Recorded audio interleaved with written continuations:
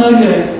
아니, 거기 참여연대하고 경실련이 통합해서 2년 동안 왔지 않습니까?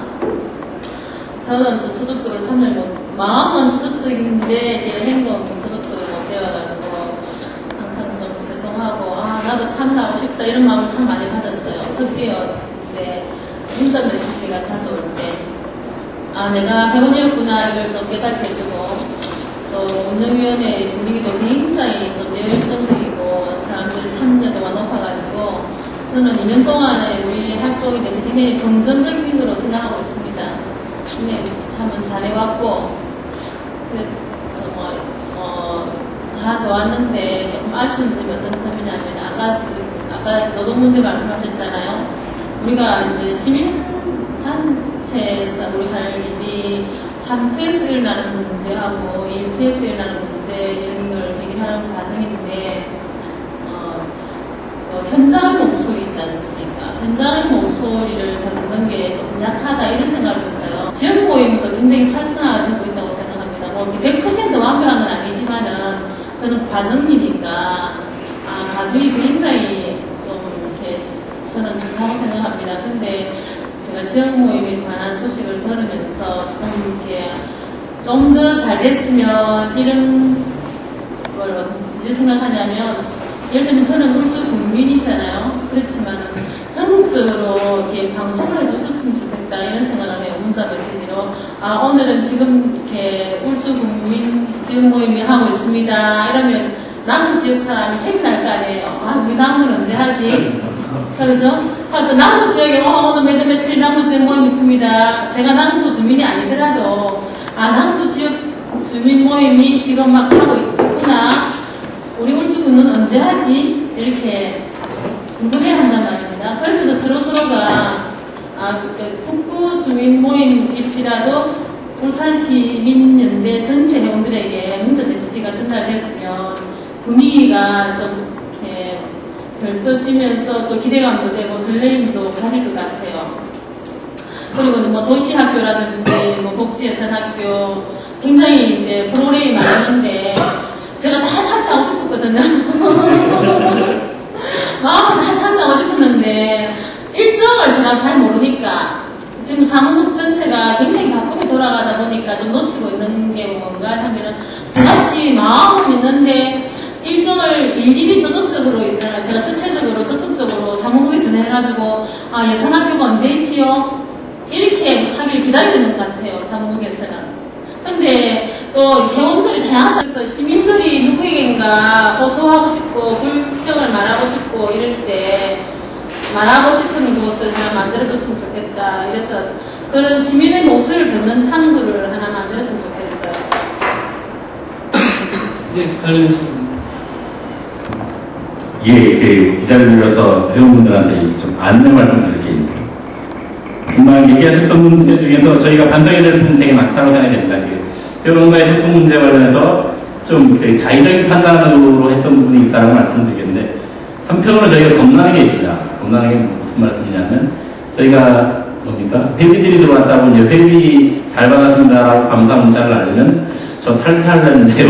뭐 이런 전화를 받으면서 이걸 도대체 어디까지 소통을 해야 되지? 라는 것들에 대해서 저희 자체적으로 이렇게 락을 쳤던 부분이 있었던 것 같은데, 그 문제는 정말 이영선 의원께서 하셨던 바대로 그렇게 욕구가 있고 참가하고 싶은 생각이 있음에도 불구하고 저희들이 찾아가지 못했던 부분들이 있다라고 말씀드려야 될 것 같고요. 그 문제는 각 모임에서 이루어지는 곳 속에서 충실한 자기보고들을 좀 할 수 있도록 일단 준비하겠습니다. 어쨌든 사무처에 일정 관련 보고나 것들을 기본적으로 해드리는 것과, 그리고 지금 저희들이 일반적인 행사들이 있을 경우에는 한 100여 명, 아까 말씀드렸듯이 저희가 일상적으로 얼굴을 보시는 분들에게 그러니까 그런 문자 메시지나 이런 것들을 상시적으로 좀 알리는 체계를 만들어놨는데, 이 문제와 관련해서 조금 더 확대된 형태, 그러니까 회원들에게 확인하는 과정이나 이런 과정들을 통해서 일상적인 시민연대 활동들에 대해서 일상적으로 문자가 왔을 때 그것을 스팸 처리하지 않으시는. 근데 거꾸로 보면 이게 저희는 늘상 보내고 싶은데 이게 스팸으로 인식해서 오히려 안 좋은 영향들을 받는 케이스를 저희가 많이 봐서 그런 것들을 스스로 이렇게 제어했던 부분이 있어서 그런 것들을 좀 확대시키기 위한 회원과의 소통 문제와 관해서 그렇게 좀 역할을 해야 될 것 같고요. 그 마지막에 그 하수용 문제는 사실 되게 고민스러운 문제인데요. 그러니까 고민스럽다고 말씀드리는 이유는 뭐냐면, 그러니까 열어놓고 싶은 생각도 한편으로 많습니다. 그런데 이것이 시민들의 민원이라는 게 저희들이 그동안 해봐서 아는데, 한번 접하면 이 민원에 대해서 저희가 모른 척하기가 되게 힘든다는 문제가 발생합니다. 그러니까 그 민원이 한번 생기면 이 민원은 A에서부터 Z까지, 특히나 그 여러 가지 민원들 중에 저희한테 들어오는 민원들이 학생 민원이 돼버리면 이것을 처리하는 과정이 하나의 일이 돼버리면서 저희 일도 안 되고 그 일도 해결시켜주지 못하는 문제들이 발생하면서, 야, 가능하면 회원들을 통해서 얘기를 듣는 방식이나 아니면 적극적인 분들한테 전화 오는 방식들만 저희가 이렇게 처리를 하고 있는 게 현재의 실정인데, 그 문제 관련해서는 저는 뭐 개인적으로는 제가 아까 말씀드렸지만 만약에 내년에 이제 경기 침체나 이런 문제를 다루려고 한다면 그런 어떤 그 기구를 만들거나 아니면 그런 기구 속에서 그런 활동들, 실제로 어떤 일들이 벌어지고 있는지 사업과 관련돼서 일상적으로 주민들의 얘기를 듣고자 하는 노력들은 저희 사무처가 좀 해야 되는 부분이 같습니다. 그 사회복지 예산은 단순히 그냥 이 책에 있는 예산이 아니라 현장의 예산이라고 본다면 현장을 좀 찾아가서 확인하는, 그리고 지속적으로 지적되었던 사무처가 현실과 동떨어져 있다는 지적들을 넘기 위한 자기 프로그램들 이런 것들을 좀 가져나가면서 좀 해소해야 되지 않을까 싶습니다.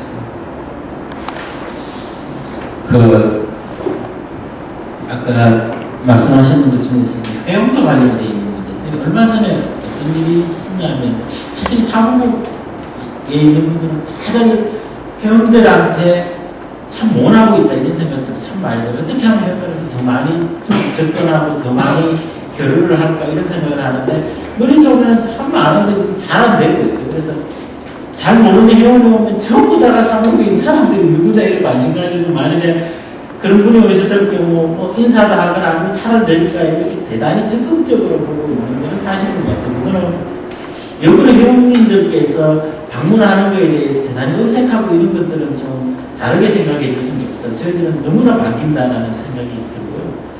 이제 그런 측면에서 보면 저희들도 회원들하고 많은 소통이 되기를 원한다, 이제 이런 게 되는데, 또 이제 그러다 보니까 이제 사실은 우리가 회원들하고 소통하는 방식들은 여러 가지가 있겠지만, 실제로 지금에서 주로 많이 하는 문자 보내주거나 아니면 이메일 쏘거나 아니면 소식지 주거나 홈페이지한테 좀 통하십시오 이제 이래야 되는데, 사실 우리 회원 전체랑 우리 사무처랑 우리는 핵심적인 어떤 라인을 통해서 어떤 방식으로 우리는 소통하겠다 이걸 좀 합의해가지고 적극적으로 좀 됐으면 좋겠다. 그럴 경우에는 뭐 비용으로 표현하기는 그렇지만은 좀 이게 회원 소통의 비용이 고비용 구조가 되어버린다는 겁니다. 예를 들자면 인터넷이 대단히 발전되어 있다면, 자 그럼 우리는 아까 말씀하셨습니다만은 우리 인터넷을 통해 언제든지 소통 좀 할 수 있도록 합시다. 보내면 답장 보내면 언제든지 답장해 주시겠습니다. 뭐 이런 거라든지 이런 게 서로 회원 내에서 합의된다면 그걸 통해 가지고 적극적으로 운영될 수 있을 거다 이런 생각이 드는데, 사실 그것도 좀 쉽지 않습니다. 회원들 대부분이 보면 나이 드신 분들도 있고 해가 익숙해 있지 않기 때문에.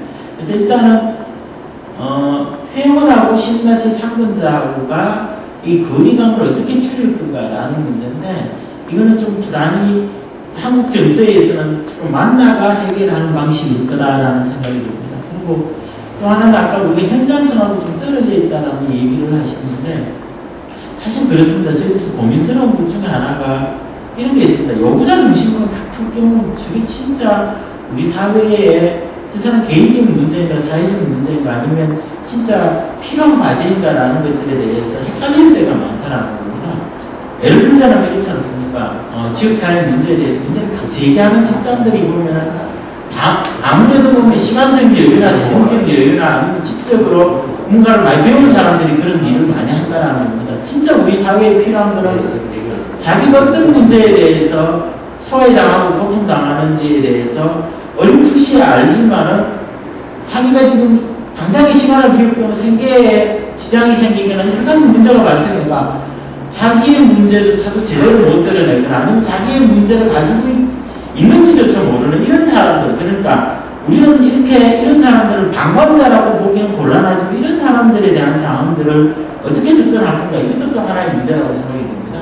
그래서 회원들 분들의 개인의 문제를 통해 가지고 우리 소지가 연결하는 것도 필요하지만 회원 주변에 있는 사람들의 문제를 가지고도 같이 우리 상권자들하고 이렇게 연결할 수 있는 방안 이런 것들이 좀 되면은 훨씬 결합하기 쉽지 않을까 이런 생각이 듭니다. 첫 번째는 재정 문제인데요. 나이 나오고 조직 문제 나오면 다 바로 나오는 이야기라서 실제로 올해 마지막 안 돼서 뭐 적자가 한 4천에서 5천 정도 났죠. 그거 후원의 방에서 형태로 쭉 가고 있는데 조직의 안정성에 대한 재정 문제 차진 부분이 있기 때문에 그 관련된 부분이 있고 뭐 우리 사회가 대부분 이제 예전에 386 중심에서 시민사회 운동 이런 데 그렇게 하다 보니까 이게 젊은 세대가 충족되지 않는 것들이 우리 단체도 그대로 좀 나타나는 것 같습니다. 그래서 활동회원들이 오래 활동하시는 분들은 좀 지쳐가고 근데 새롭게 젊은 사람들이 충족되지 않는 면에서 활동회원들이 좀 줄어드는 문제 우리나라의 문제가 이렇게 문제가 뭐 전체 시민사회 전체의 문제이기도 한데요. 뭐 이런 것들에 대한 뭐 탁 떨어진 답은 없겠지만 그래도 고민을 하고 있어야 될 것 같습니다. 그런 거 관련해서 이야기가 적당한 분들 거지요.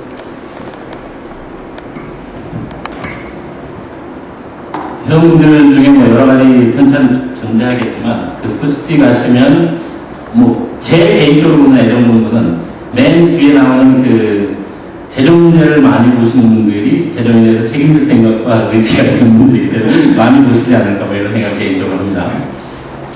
뭐 늘상 보지만 그러니까 저희가 사실 통합하는 과정에서 통합 첫 해 천회원 1,700만 원의 회비 수입 뭐 이런 약속들을 드리고 사실은 당초에 그런 기준으로 재정 계획들을 세웠던 바가 있습니다. 그렇지만 2년이 지난 현재 시점에서도 저희가 일상적으로 한 달에 사용하는 그 일상적 경비를 포함한 2,000에서 2,100 정도가 사용이 되는데 지금 일상적으로 들어오는 회원 회비는 1,500만 원이 안 되는 1,450만 원 정도 수준에 머물러 있습니다.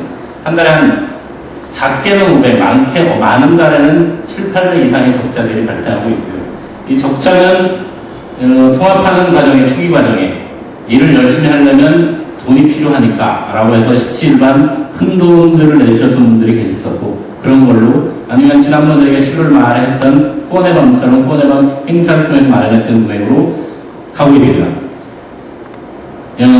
현재 축적되는 금액들이 일정하게 1억 정도 이상이 돼서 내년 수년 초반까지는 현재의 구도에서 크게 어려움은 없을 것 같습니다. 그렇지만 이 정말 있는 곳간을 털어놓으면 이 뒤가 보장되지 않기 때문에 내년 되게 어려울 거라고 예상이 되긴 하지만 결국에는 그러니까 시민단체의 재정 문제 해결의 핵심은 저희가 시민연대가 갖고 있었던 기본적 방침대로 회원들 스스로가 내는 회비를 중심으로 일상적인 운영도가 되어야 되는 게 저희들 바람이기 때문에 내년 어렵더라도 2월 초회가 끝나면 3월달 진행되는 회원합회 이런 것들을 통해서 이제는 사무처의 문제 아니면 이게 운영위원회 문제가 아니라 회원들 전부가 고민하는 문제를 좀 함께 풀어나갔으면 좋지 않을까 싶고요. 노령화 문제에 대해서는 특별히 답은 없는 것 같습니다. 특별히 답은 없고 굳이 답을 말씀드리자면 제 수준에서 제 머릿속에서 나오는 답을 말씀드리자면 그러니까 아까 그 노령화됐기 때문에 이 소통하는 문제에 있어서 어려움이 있다라는 얘기도 한편으로 존재하기도 했지만 이 매스미디어가 점점 발달하고 이 소통을 위한 이 다양한 기술들이 나오는 것 같습니다. 그런 것들에 대해서 회원들 스스로도 아니면 저희들도 소통하는 방식에서 그런 그 발달된 기술들을 좀 더 높여서 일상적인 소통을 가능하게 해주는 구조를 만들 필요가 있을 거고요. 또 하나는 저는 회원 모임에서 일단 좀 희망으로 보고 있는 게 책 읽는 마음이나 토끼풀 같은 그 계층별 아니면 모임별, 취미별 이런 모임들이었다고 생각되고요. 좀 더 젊은 층들이 함께 할 수 있는 어떤 그 취미 모임 아니면 관심사 모임 이런 것들을 좀 만들어 가면서 일상적인 그 젊어지려고 하는 것 그리고 젊은 회원들과 젊은 지역 주민들과 소통하려고 하는 노력들을 해나가는 게 노령화를 극복하는 유일한 길인 것 같습니다. 이거는 그냥 늘상 하는 소리지요. 답은 여러분들이 찾아주셔야 될 것 같습니다. 우리 촛불 화제를 봐서도 알지만 최대 100만까지 모였던 그 사람들이 여름 휴가를 갔다 왔는데 어디 갔는지 100만이 100명으로 죽어버리는 이런 상황에서 도대체 그 많았던 사람들은 뭐 때문에 왔고 또 그 사람들은 왜 또 흩어져 버렸는가 여기에 대한 평가조차도 힘든 게 저는 아까도 말씀드렸다시피 그 주체가 이렇게 없다는 거죠. 이제 기존에 조직화된 운동을 해온 사람들끼리만 이렇게 남아서 이제 또 평가를 해야 되니까 도대체 뭐야 이런 부분이 있는 거죠. 근데 이건 단순히 저는 뭐 세계적인 흐름, 현대의 어떤 새로운 흐름이라는 생각이 들거든요. 미국의 이번 선거를 유튜브 이런 걸 통해서 인터넷이 미국의 새로운 대통령을 만들어냈고 유럽의 이번 그런 시위, 그리스를 비롯한 시위 이런 부분들도 젊은 층들은 기존에 우리가 아는 그런 조직들이 조직하는 게 아니고 새로운 영상 매체를 중심으로 자기들끼리 아주 빠르게 급박하게 했다가 어느 순간 그게 사라지고 조직도 현상도 없고 이런 불처럼 이렇게 타오르다가 그 사람 없어져 이런 게 큰 새로운 우리와는 다른 문화인 것 같습니다. 그래서 저는 그거에 대해서 너무 또 집착을 할 필요는 없는 것 같고 저희들이 할 수 있는 잘하는 조직 우리들의 방식에 충실하다가 충실해 나가면서 새로운 부분을 흡수해 나가는 이런 방식일 수밖에 없다는 생각이 들고 그렇다고 해서 그 노력들을 안 해서는 안 된다는 저는 이제 개인적인 결론 그쪽 좀 가겠습니다. 네, 세 분 다 말씀하실 필요는 없기 때문에 아니 근데 아까 해온 이야기는 이게 좀 필요한 것 같아요. 이제 회원들이 많이 참여한다 이래 되면은 사실은 여러 가지 회원들의 조건이 필요한 거죠. 이제 뭐냐면 시간적 여유도 있어야 되고 또 재정적 여유도 좀 있어야 된다 이제 이런 것들 제가 걱정하는 거는 보니까 신문을 하면서 경제가 어렵거나 이렇게 경제 국면에 가면은 현실 참여율이 툭 떨어지는 것 같아요. 걱정스러운 게 진짜 내년에 대한 문제라고 보여지는데요. 근데 실제로 또 어떻게 보면은 이 참여를 안 한다고 그리고 개인 문제에 대해서 경제가 어렵기 때문에 내가 줄여야 된다 이런다고 해가 사실 해결이 되지 않는다 이제 이런 생각인데 좀 인식에 대한 전환이나 이런 게 필요하겠다. 더 적극적으로 좀 참여하면서 지역 사회의 문제나 이런 것들을 많이 제기하고 이렇게 활발한 구조를 만들어내는 게 차라리 경제 위기나 이런 것들을 극복하는 데 더 도움이 되지 않을까 이제 이런 식의 좀 부탁을 드리고 싶고요.